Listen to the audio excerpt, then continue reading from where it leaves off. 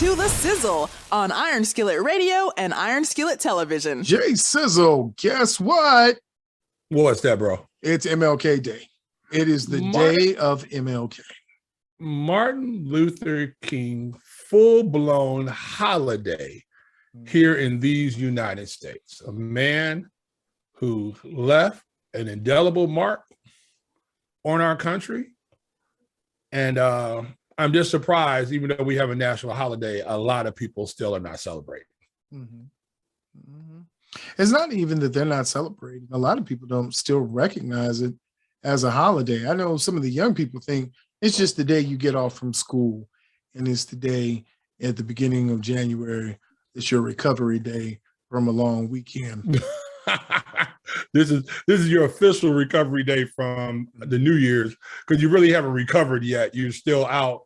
You still got the last little remnants of the Cavassier in their system, so they just finally get to purge it out now. This is the last day to do it. Yeah, this is that last one. You got a long haul between here and what? Easter? Yeah. It's that resurrection time. That's a long time. If you have not purged whatever you got out your system by Easter, you need to get resurrected, because there's some darkness on your soul, lady. Whatever was going on. You need to come on down to the church house. We need to bless you. We need to come on up to the altar. Need to do something, man. Every Sunday and Wednesday, come on down. Mm-hmm. So I'm just thinking as we started, because we're old enough to remember when Dr. King Day was not a holiday. Right. When there was a fight for it, you remember seeing the struggle that it was, not only in Congress, but in state legislatures for this to happen.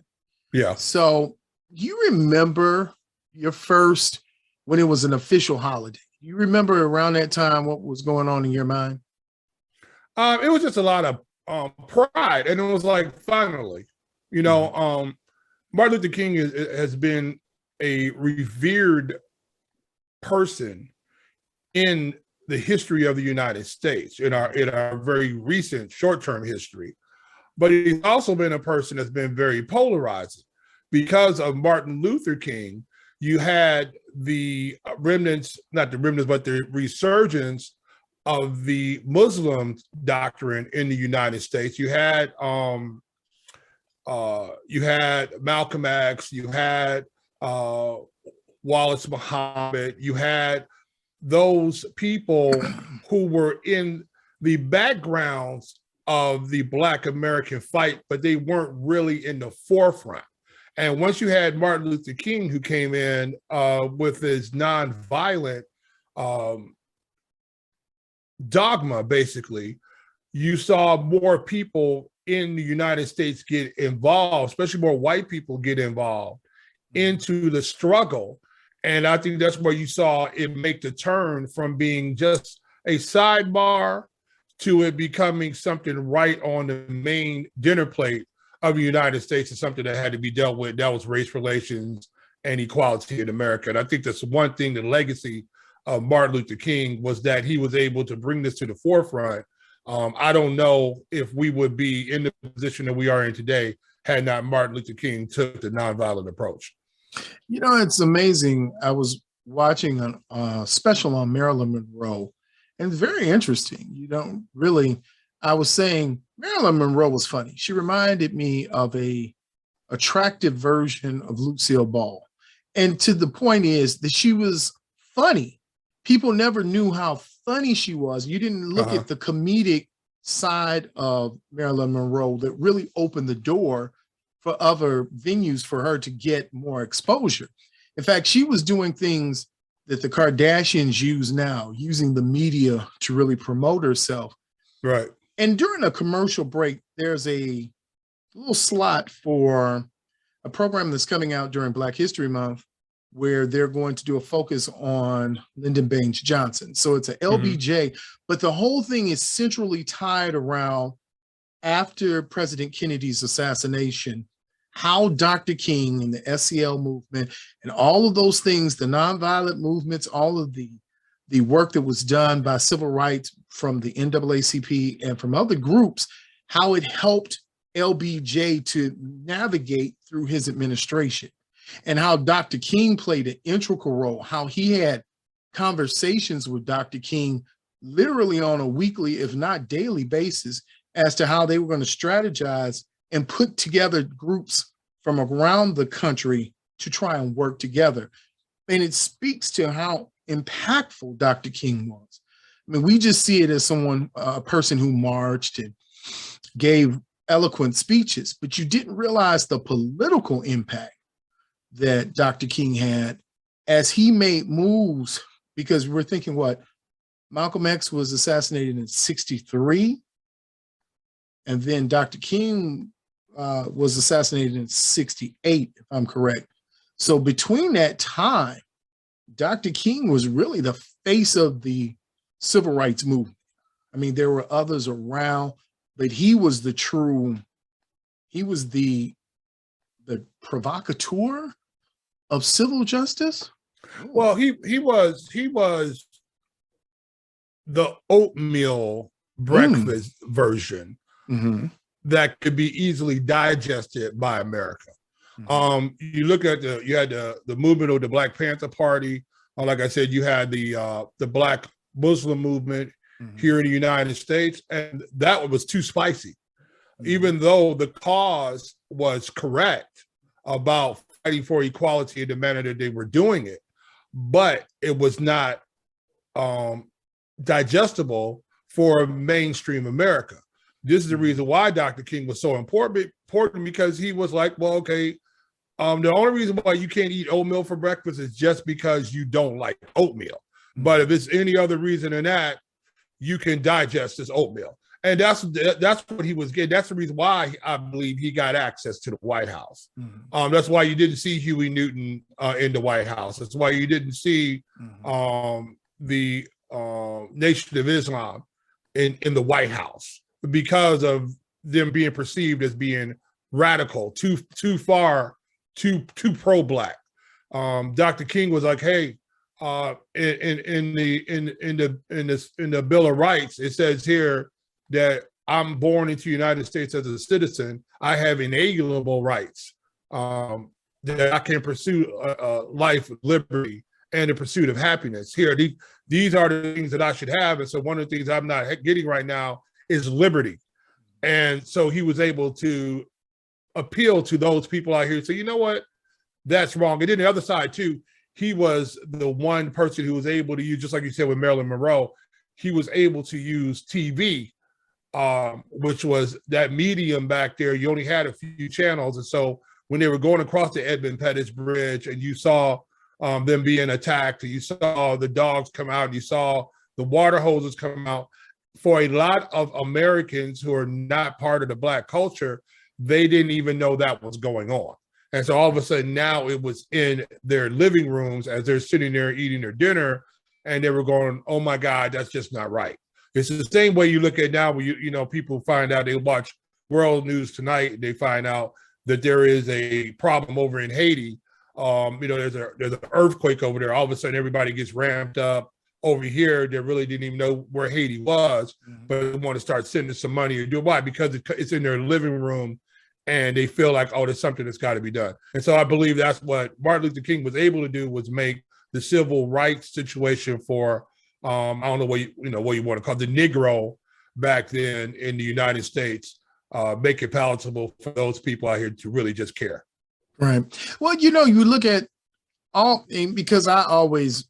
We talk about it in general terms, and we talk about colorization as it came in 1600s to 1800s. So we're always stuck in this white and Black divide. But we can go with melanated, non-melanated, and say that there was a time when rights for young people who don't understand, there was not a bevy of rights that you had. And Dr. King became a national enemy. And the way that it was used the same way in media to attack him was through his stance on the Vietnam War, his stance on going to war, and all of those things, having soldiers in Korea, having them in Vietnam. These were all issues. They were major issues that were taboo to be talked about at the time. As long as you were still doing the civil rights thing, you were cool. We're going to slow roll this whole civil rights and processes thing. But when he started saying, hey, you know what? No, war isn't good. War is not right. And maybe we shouldn't be over there bothering people who aren't bothering us. Then it became a big issue. Then Dr. King was a subversive. He hated America. He wasn't a patriot. See, all these buzzwords come back in terms. It's funny how things have not changed in 60, let's go from 1960 to now. So you're talking about another 60 years, how some of the same things were in play. The use of media, propaganda, being able to choose sides, who was going to do this and who was going to do that. It's amazing that it all kind of culminates in what happened between 1960 and probably 1970. Probably, to me, the most impactful time in American history. Well, the status quo was the status quo for a long time. Mm-hmm. And so we have been a subculture in the United States for hundreds of years. Mm-hmm. We look at, you had slave ships coming from Africa to the colonies for nearly 200 years. I mean, you have slave ships coming across during that period of time. And so part of the history of the Negro in the United States was part of the culture from the founding fathers of the United States. Mm-hmm. So we had been a subculture for a long time. I mean, even to the point where you had some people who, and I say Negro because that's what it was called back there, whatever you want to call yourself, Black, African American, it don't really matter. Whatever, it's what they think of you. And most of all, it's what you think of yourself.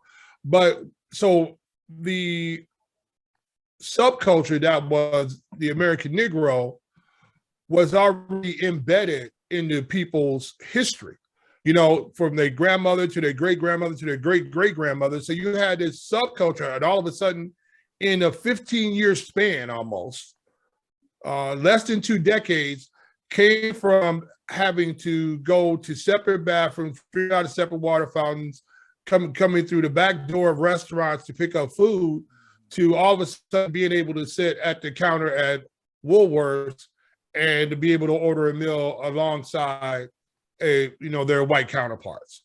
And so that was a huge movement in that 20-year span. Talking from 1960s, 1955 to 1975. I mean, that was a huge movement that went on right there. You saw people being assassinated, JFK. You saw Martin Luther King being assassinated. You saw Bobby Kennedy being assassinated.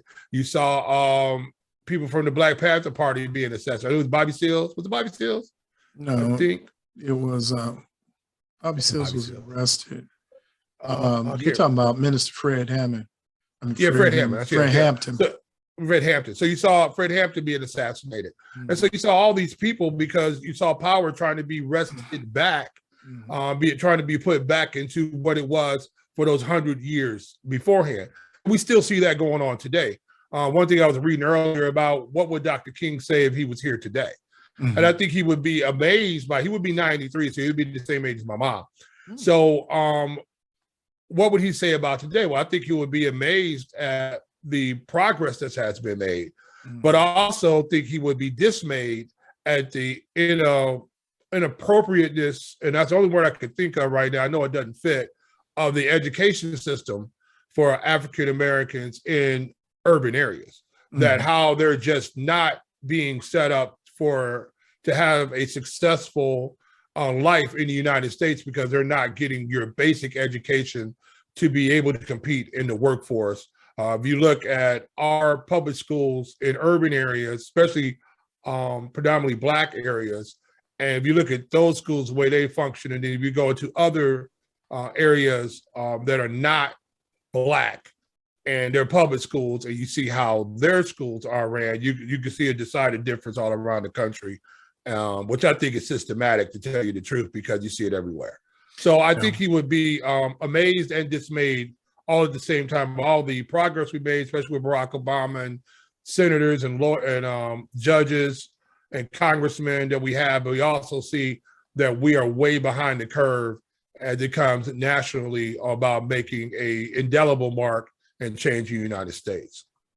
Yeah, when you talk about the mark that's being made, one of those things that we look at is when you had open judge seats and chairs around the country that were not filled.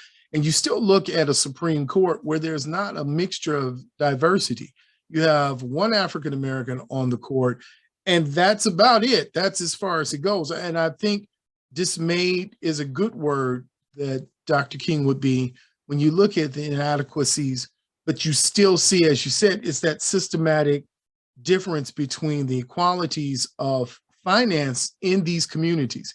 You go into any urban community, be they African American, be they Hispanic, even be they cultural, if they're Asian or Pan or Pacific Islanders, you still see that inadequacy from their schools to their non-melanated counterparts. Any of the white schools that you see where you have a greater tax base, you have more of infusion of programs for them to succeed.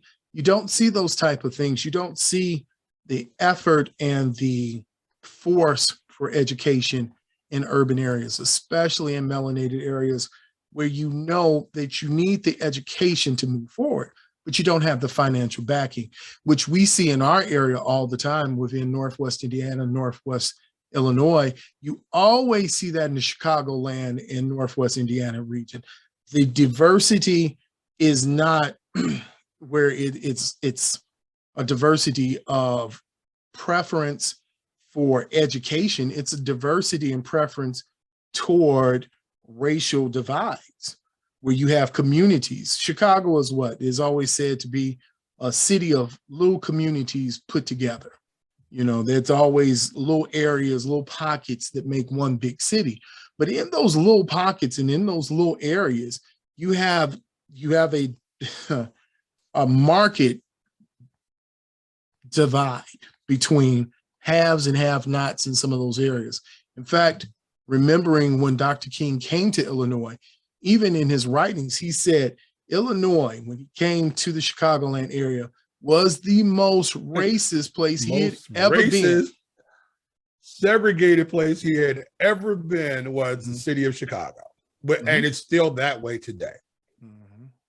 I mean, you have parts of Chicago, the dividing line. You've got Black people across the street over there, and you've got white people across the street over there, or you've got Hispanic people over there, and they do not cross that line. You know, you've got very few communities that are integrated, and only reason, and a lot of times they're around educational areas like the DePaul area, like University of Chicago, places like that. But when you start getting where those major universities are not there, you start seeing that we stay very segregated again. But again, going back to your point about the judges, you got to remember both of these parties, whether you're Republican, Democrat, or Independent, none of them are really geared toward the advancement of Black people in the United States. What they really look for is how can we get the Black vote? And so there's certain causes that need to be addressed so that they can gin up people to come out and vote. And that's what you start seeing around the big elections. However, though, you don't see that the biggest elections that we're not part of, because we don't know to be part of them, are those elections for judges.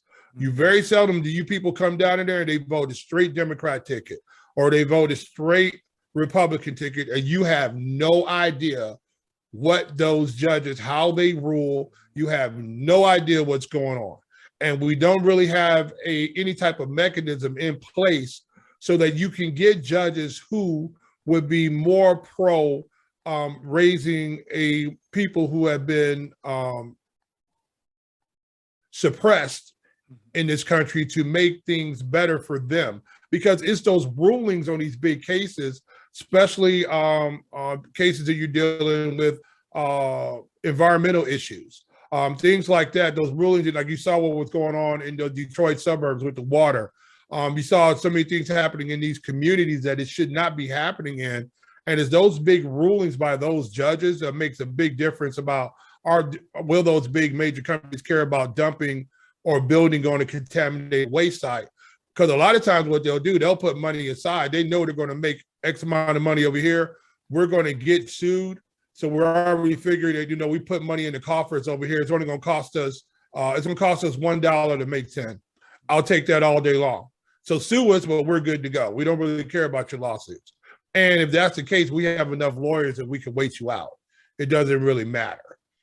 So that's the one thing about the judgeships. That's a big problem. And we don't have a mechanism in our communities to know which judge would be best for us. And that is the most important thing, I think, in our voting that we need to get better at, is finding out what are these judges doing and how can we affect that, because you'll start seeing things change a little bit more. But also, and another point I want to make right quick too, you can tell what they think about the community, the African-American community, by the commercials that are on your television programs. If you look up, if you look through Black television shows that come out, the comedies they put out, the mind-numbing things that they put out. I mean, Blackish came out, which was, I didn't like it at first, but when it did start going, they did hit some really good episodes in there about the Black community. But if you start looking at who are the advertisers on these shows, and a lot of times you see it, it's fast food restaurants, it's clothing, it's all consumer-based product. But you don't see E-Trade putting a commercial out. You don't see Ameritrade putting a commercial out on Blackish. You don't see Webull putting out, you don't see cryptocurrencies advertising on here, because the only reason why they don't advertise on there because they don't believe those people are going to use their services. I remember one time I was listening to urban radio, and I want to say it was Western Union, and a commercial came on, a Black radio station, that said, if you need to put some money on your books for your person in prison, you can use us to do that. It was something like that. And my mouth just fell open. You're not going to hear that on the top 40 easy listening rock stations. You're not, and I'm sure, and they have as many people in jail in that community. You don't understand, but this is what they think about your community when they advertise like that, because they don't think, they say, okay, you're going to buy over here. You're not going to go trade stocks. You're not going to go do a number of other things like that the rest of America is doing, but you will go to McDonald's. You will go eat fried chicken. You will go to Spotify, and so you're just saying you're just a consumer-based entity, and not something that's going to move the needle politically, unless we want you to move the needle. And then when that comes up, then we'll bring up a case or something like that, get everybody upset and get you out voting again. So a lot has changed in the United States, but a lot hasn't changed still. Mm-hmm. It's funny. I have a quick story. There was a young man I pulled up to White Castle, and it was right around election time. So it must have been primary time. It wasn't general. I think it was, maybe it was general. And I had my sticker on and something. And I asked him, I said, did you vote, young brother? And he said, oh, no, bro, I don't vote in them things like that. I don't get involved in that. I ain't worried about, they don't listen to my voice anyway. I said, well, young brother, do you understand? I said, let me ask you this real quick. Have you been to jail? Have you been to county? Have you been locked up? Have your people been locked up? He's like, yeah, man. I said, I said, do you know the judge that locked you up? Or, no. I said, do you know that judge's perspective? Do you know what they think about your community? Do they have any plan for your community? I said, see, when you're looking at voting now, you're looking at not just what, you don't make the decision nationally, but locally, you make all the decisions that who's in your community, who's best serving your community. These are the things you help to decide. And I think when we look at Dr. King Day, we have to look at the community as a whole. What was his perspective? If you haven't read one of Dr. King's books, you're doing yourself a disservice. One of my favorite Dr. King's is Chaos or Community? Where do we go from here? Now, it's about 300 pages. It's not long, but it was the first book I really had to take a dictionary and have my dictionary on one side and read it. And that was before the Google machine, as Jay loves to call it. It was so impactful and it was so in depth that you really had to get the mind of Dr. King was so great that you really had to get involved in finding out his lexicon and finding out what was in his word base to get a full understanding. But everything he talked about in that book is still manifesting itself 60 years later in the problems and the difficulties we're having. And as you said, Jay, when you don't understand your voting power, when you don't understand where you stand in your community or how your community stands, then there's a problem. And this is one of the things that while we're looking at Dr. King Day as a nice holiday to relax, it's also a day of reflection. This was also that time when I remember when I was younger, you always went to an ecumenical lecture or speech or something at church. There was always a program with a speaker who came in and talked about the legacy of Dr. King. But this was a moment to reflect. And this truly now, as we move forward, this is truly the time to get our young people, to get our community to understand in reflection, just as you said, one of the biggest things, who supports your community and what supports your community? If you're tired of liquor stores and churches being the only thing in your community, who else then reaches out to your community? If you're not getting the commercials where they're talking about stocks and bonds, or we're talking about investment, but you're talking about fried chicken, and you're talking about soda, and you're talking about chips, and you're talking about things that are not for your benefit, this is the time now to start. And I think the ground is ripe right now. We're talking about the filibuster. You're talking about how this impacts not just your local government, but how this is going to impact communities nationwide. So to me, Dr. King Day is the day that you sit back, reflect, and learn more about your community. Yeah, and definitely that, Greg. And what you said was the most important thing is a time for reflection, but it's also a time for action too. Mm-hmm. And every day should be Dr. King Day. Not just today, but tomorrow and every other day. If you see things that need to be done, because our life here is very short. It tells us in the Bible that it's just but a vapor. We're going to look up one day, we're going to be gone. I know I look at myself here, I got another birthday spinning around the corner here in a minute or two. Mm-hmm. And I just remember last year I was running stadium stairs and doing all those type of things. And now I look up a flight of stairs, I go, oh, all right, here we go. So the thing is, time waits for no one. And if you're going to make some type of mark out here, start making it, because time is going by quickly. And if you want your situation to be,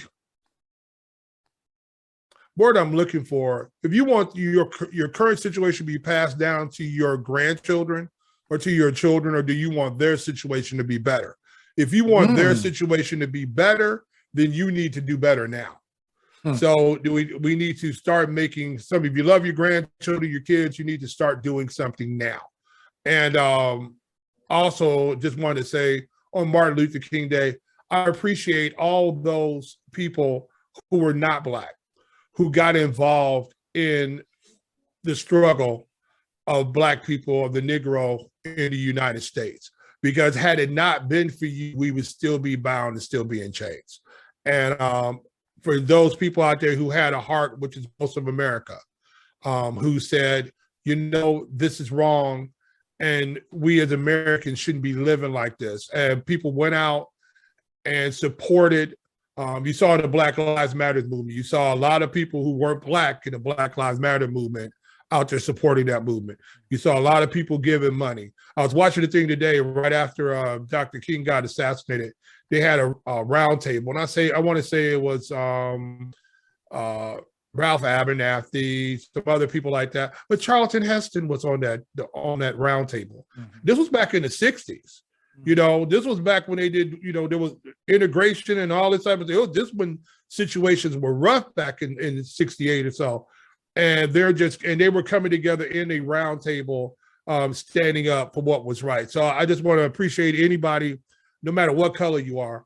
And color is something here we divide. And I'll say this one thing too. It says white people didn't exist before, I want to say, the 1960s.